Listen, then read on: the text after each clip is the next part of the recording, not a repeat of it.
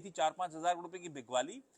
कल फिर अपडेट ऐसे ही आया था कि लॉन्ग्स में अनवाइंडिंग करी थी और शॉर्ट्स ऐड करे थे।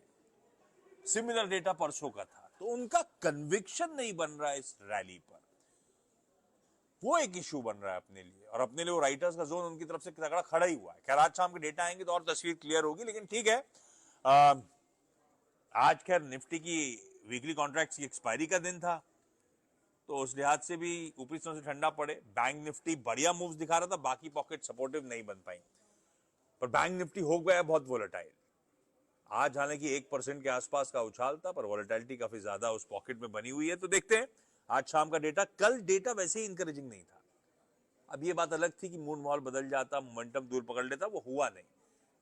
आज भी डेटा उसी तरह की रिस्ट्रिक्टेड, स्क्रीन उसी तरह का रिस्ट्रिक्टेड डेटा दिखा रही है। तो लेट्स सी शाम का एक बार वो भाव कॉपी आ जाए, उसको समीकरण देखने के बाद बेहतर होगा कि अपन लोग फिर रणनीति बनाए। लेकिन हाँ, थोड़ा सा डिसअपॉइंटिंग सेशन था आज। तो ब्रेथ भी अच्छी थी, फाइनली 1 for 1 के आसपास वो ब्रेथ का समीकरण बैठता हुआ नजर आया।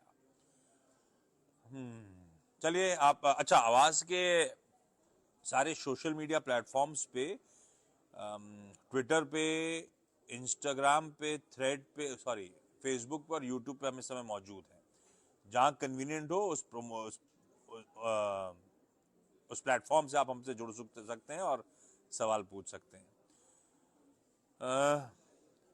Sir, I am buying Tata Motors in memory of Ratan Tata, Vimal कह रहे हैं। अब तो ठीक है, in memory of Ratan Tata, buying Tata Motors. I am sure आपने थोड़ा सा होमवर्क भी करा होगा।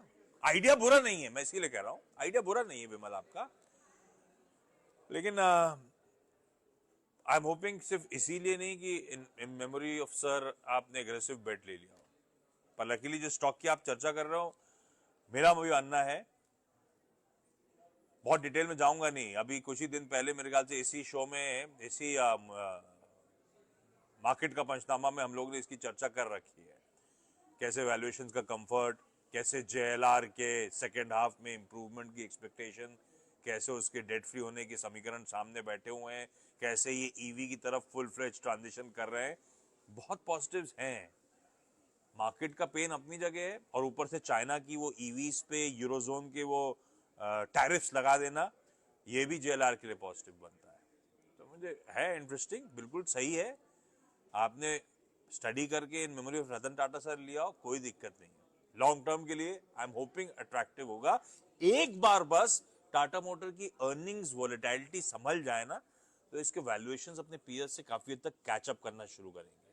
अभी वो एक इशू है, और थोड़ा सा ग्लोबल तड़का है, तो फिर वो आप उन स्तरों पे वैल्यूएशंस नहीं आते हुए देखोगे, पर कैचअप जरूर प्ले होता हुआ नजर आएगा।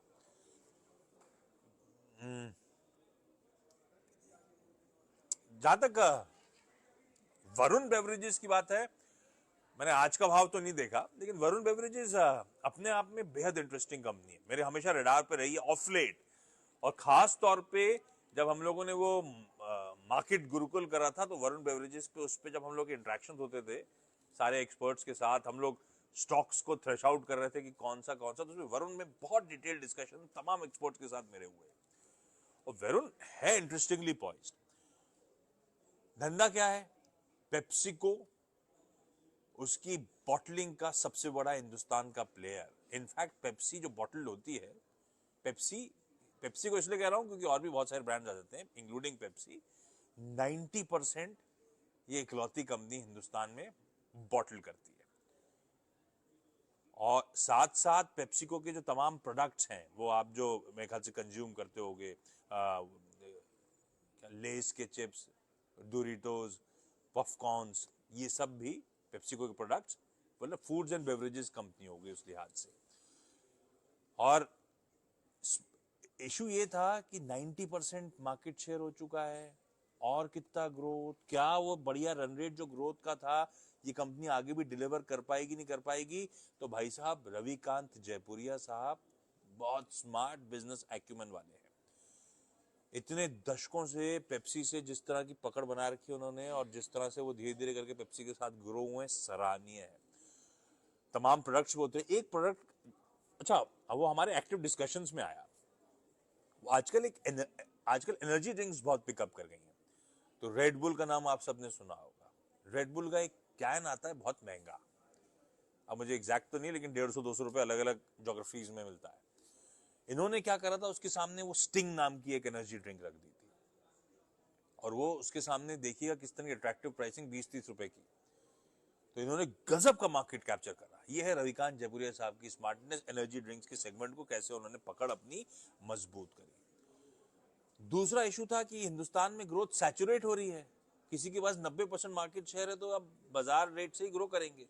तो उस बीच रविकांत जयपुरिया साहब ने क्या करा, जोग्राफिकली एक्सपेंशन शुरू कर दिया। तो पेप्सी को ऑलरेडी किसी हमारे आसपास ही फेरीफेरी में, नेपाल में, श्रीलंका में, कोई मोरक्को वगैरह में सब जगह प्रेजेंट थी। अब देखिए कैसे वो जिम्बाब्वे, कैसे वो जाम्बिया, कैसे वो साउथ अफ्रीका, इन सब नए एड्रेसेबल मार्केट्स को अप्रोच करने जा रही है। तो यार ऐसे ही थोड़ा ना ये कंपनी पेप्सिको की यूएस के बाहर सबसे बड़ी पार्टनर है। अच्छा, इसके साथ सॉरी, कल परसों में खबर आई थी क्यूआईपी की, तो ये 7,000 करोड़ रुपए के आसपास का, शायद 7-7,500 करोड़ रुपए का क्यूआईपी उठाने की तैयारी, पैसा उठाने की तैयारी कर रहे हैं। उसको लेकर भी 4% डायल्यूशन आएगा। क्यूआईपी मतलब नया शेयर जारी करेंगे, नया शेयर जारी करेंगे तो करंट इक्विटी में और शेयर जुड़ जाएंगे, डायल्यूशन 4% का आ जाएगा। पर इस पैसे का इस्तेमाल ये अपनी बैलेंस शीट में जो डेट है उससे खत्म या उससे कम करने के लिए, और ग्रोथ को चैनलाइज करने के लिए। तो ब्रोकरेजेस का भी थम्स अप आ रहा है। तो वरुण बेवरेजेस जिनके पास है, मेरा तो मानना है होल्ड ऑन करना चाहिए। बहुत ब्यूटीफुली रवि जयपुरिया साहब ने बिजनेस चलाया है और नेक्स्ट लेग ऑफ ग्रोथ की बहुत ब्यूटीफुली तैयारी करी है। मेरे हिसाब से रखना चाहिए इसको पोर्टफोलियो में। जब मैं ऐसा कहता हूं तो इस चर्चा के बाद आप जरूर अपने फाइनेंशियल एडवाइजर से कंसल्ट करिएगा, उनसे बातचीत करिएगा, फोन लगाइएगा, जो भी करिएगा, तो उसके बाद ही फैसला लीजिएगा। मैं सिर्फ बातचीत में लेकर आ रहा हूं जो भी करंट स्थिति है उस कंपनी को लेकर। जीएमआर एयरपोर्ट की जहां तक बात है साहब, इंडिया के एविएशन मार्केट्स को अगर आपको प्ले करना है तो अपने पास बहुत लिमिटेड विकल्प है, और एविएशन मार्केट गजब का बूम में, ये सब हम जानते हैं। हम में से कई लोग अब ट्रैवल करने के लिए सिर्फ हवाई जहाजों का इस्तेमाल करते हैं, देखा हुआ है एयरपोर्ट का क्या हाल हो रहा है। उस बूम को कैप्चर करने के लिए आपके पास मेरे ख्याल से 2 ही विकल्प हैं लॉजिकल। एक है इंटरग्लोब एविएशन, दूसरा है इंटरग्लोब एविएशन हो गया एविएशन साइड में, दूसरा हो गया जीएमआर एयरपोर्ट्स, एयरपोर्ट का बिजनेस। अदानी का भी है, लेकिन अदानी एंटरप्राइजेज में है, तो वो एक कॉन्ग्लोमरेट का एक छोटा हिस्सा है, जो कल को वैल्यू अनलॉक होगी तब उसकी बात करेंगे। तो उस लिहाज से जीएमआर एयरपोर्ट्स वैसे ही स्वीट स्पॉट पे रहता है। और इसने अपना भाई शुरुआत हुई थी वो किसी दिल्ली और हैदराबाद के एयरपोर्ट्स के साथ। खैर इसके लिए तो क्राउन ज्वेल इसका दिल्ली का एयरपोर्ट है, पर दिल्ली के बाद हैदराबाद, हैदराबाद के बाद गोवा, अब तो कहानी बढ़ती जा रही है, देश के बाहर भी पहुंच गए 2 एयरपोर्ट्स पे। तो 6 एयरपोर्ट्स ऑलरेडी ऑपरेशनल हैं, 2 अंडर प्रोसेस हैं। तो इस तरह से इसने देश दुनिया में पकड़, एक तो मेरे ख्याल से वो ग्रीस का एयरपोर्ट की करार हुआ है। तो इस तरह से कंपनी ग्लोबली एयरपोर्ट्स के धंधे में पैर बना रही है। खैर इसके लिए दिल्ली एयरपोर्ट इंपॉर्टेंट, और दिल्ली और हैदराबाद एयरपोर्ट की वो जो कहते हैं ना वो एयरपोर्ट लैंड डेवलपमेंट, वो अपने आप में एक बहुत बड़ा ट्रिगर। और अब वो हाल में सुप्रीम कोर्ट का वर्डिक्ट भी आया है नागपुर को लेकर। हालांकि नागपुर इस समय कोई बड़ा इनके पोर्टफोलियो में बहुत बड़ा एयरपोर्ट नहीं होगा, पर अब वो सेंट्रल इंडिया में पकड़ बनाने में मदद करेगा, इस बात का ध्यान रखिएगा। तो है इंटरेस्टिंग। ये सच है कि वो 103 मेरे ख्याल से इसके अब तक के हाईज हैं, 52 वीक हाईज हैं। वहां जाने के पहले वो हमेशा ठंडा पड़ रहा है। अब वो 89-90 आसपास के ऑड लेवल्स पर है, तो वैसे भी अट्रैक्टिव हो चला है। पर हाँ, वो एक बार वो थ्रेशोल्ड निकलना जरूरी है, जो एक ओवरहाइंग सप्लाई का एरिया बन गया है। वो पॉकेट निकली तो शायद मीनिंगफुल मूव्स आएंगे, लेकिन मेरे हिसाब से एक इंटरेस्टिंग अट्रैक्टिव प्ले है। आप देखो ना स्पाइसजेट में भी किस तरह से मूव्स आने शुरू हुए। वो पहले ठंडा पड़ा, वो क्यूआईपी इशू प्राइस के नीचे स्लिप हो गया, उसके बाद से देखिए स्पाइसजेट कैसे रिकवर कर रहा है, जबकि उसके हालात क्या हैं और इंटरग्लोब एविएशन के हालात क्या हैं।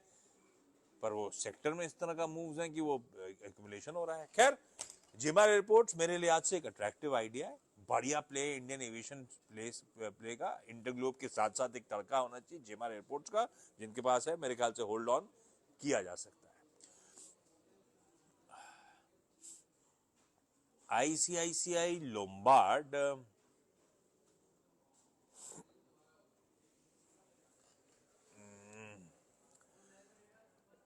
जनरल इंश्योरेंस स्पेस में है बहुत बड़ी स्पेस जनरल इंश्योरेंस, है ना। अब उसमें दो सबसे इंपॉर्टेंट मार्केट सेगमेंट्स हैं। एक है मोटर का इंश्योरेंस, मोटर इंश्योरेंस, और दूसरा आपका पड़ता है वो हेल्थ का, जिसमें से दो ही ऑर्गेनाइज बड़े प्लेयर्स हैं, स्टार हेल्थ तो प्योर प्ले हेल्थ है, आईसीआईसीआई लोम्बार्ड, दोनों में बड़ी स्वीट स्पॉट में आपको नजर आएगा। डायनेमिक्स अच्छे हैं इस इंडस्ट्री के, इनके अंडरराइटिंग स्किल्स गजब की हैं, मोटर इंश्योरेंस में खास तौर पे। मैं तो इन्हीं का ग्राहक हूं इसलिए बता रहा हूं, अंडरराइटिंग स्किल्स गजब की हैं। गवर्नमेंट पॉलिसीज फेवरेबल हैं क्योंकि हमेशा पेनिट्रेशन बढ़ाने की कोशिश चलती रहती है। तो aviation insurance as a space, general insurance space attractive है। मेरा मानना है उसमें जो बड़े प्लेयर्स हैं उन वो एक तो पाए बढ़ेगी और उन पाए में बड़े प्लेयर्स का शेयर भी बढ़ता हुआ नजर आएगा। तो हाँ, हो सकता है नियर टर्म, क्योंकि हमेशा से महंगा था और ये वैल्यूएशंस रिच ही रहेंगे, तो स्टॉक अगर कूल ऑफ हो रहा है, डिसेंट कूल ऑफ हो रहा है, तो एंट्री पॉइंट है, तो बने रहने वाली कहानी है। आईसीआईसीआई लोम्बार्ड बढ़िया है, और इसके लिए सबसे बड़ी इंटरेस्टिंग लगती है इसकी भाई इंश्योरेंस बिकता कैसे है। एक बड़ा चैनल है बैंक इंश्योरेंस का, और इसके पास तो आईसीआईसीआई बैंक की बैकिंग है, क्या नेटवर्क है उसका, क्या रिटेल बैंकिंग है उसकी, तो इस ये वैसे भी स्वीट स्पॉट में।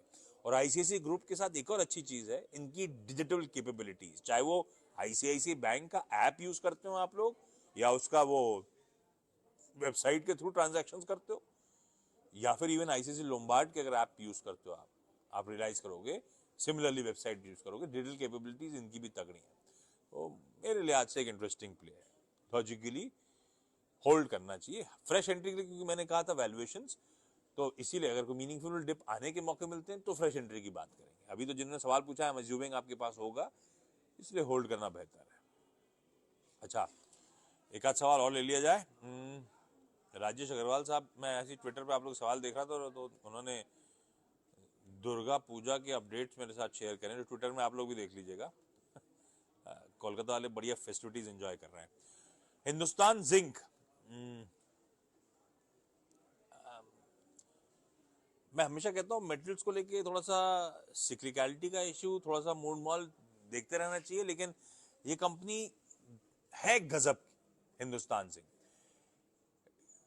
चाहे वो जिंक हो या नाम में ही जिंक है, या फिर वो सिल्वर हो, गजब की पकड़, लीडिंग प्लेयर है दुनिया में। शायद सब, मेरे ख्याल से मैं सच्ची कह रहा हूं, मुझे याद जो लास्ट पड़ता है जब मैंने इंटरव्यू करा था केवाईसी में, तो सबसे लोएस्ट कॉस्ट जिंक का प्रोड्यूसर है, सबसे lowest cost zinc producer globally.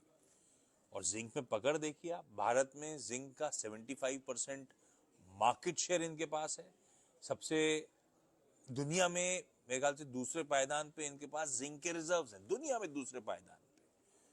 और ये अब इन्होंने एक तगड़ा केपेक्स यानी कि कैपेसिटी एक्सपेंशन रोल आउट करने की बात करी है, सीधे सीधे वो इनके फाइनेंशियल्स में पर्कुलेट करेगा, क्योंकि इन जिंक को लेकर डिमांड एनवायरनमेंट तो वैसे ही स्ट्रॉन्ग है इंडस्ट्रियल डेवलपमेंट के बीच में, तो स्वीट स्पॉट में हिंदुस्तान जिंक।